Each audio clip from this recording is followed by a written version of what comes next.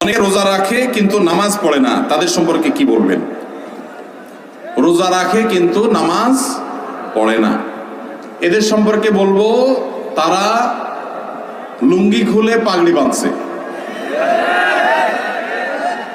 লুঙ্গি খুলে যদি কেউ পাগড়ি বাঁধে এই নিয়তে যে পাগড়ি বাঁধলে সওয়াব হবে, কিন্তু লুঙ্গি যে খুলে গেল সেটার জন্য কবিরা গুনাহ হবে, সেটার খবর তার।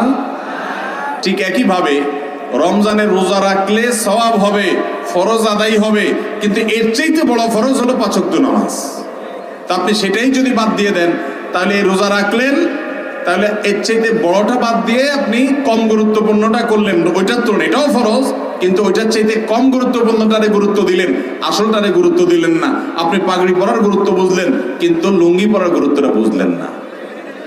আল্লাহ আমাদেরকে লুঙ্গি পরার গুরুত্ব বোঝার তৌফিক দান করুন, নামাজের গুরুত্ব বোঝার তৌফিক দান করুন।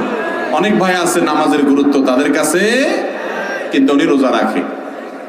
রোজা রাখে এটা ভালো কথা, কিন্তু তার চাইতে ভালো কথা হলো নামাজ আদায় করা। একজন রোজা রাখে নামাজ পড়ে না, এই লোক খারাপ।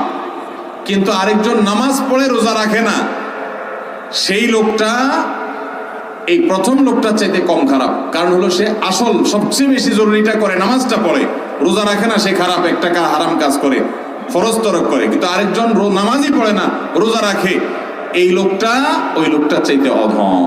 আল্লাহ আমাদেরকে নামাজের গুরুত্ব বোঝার তৌফিক দান করুন। ঈমানের পর নামাজের চাইতে গুরুত্বপূর্ণ কোনো কাজ মুসলমানের কাছে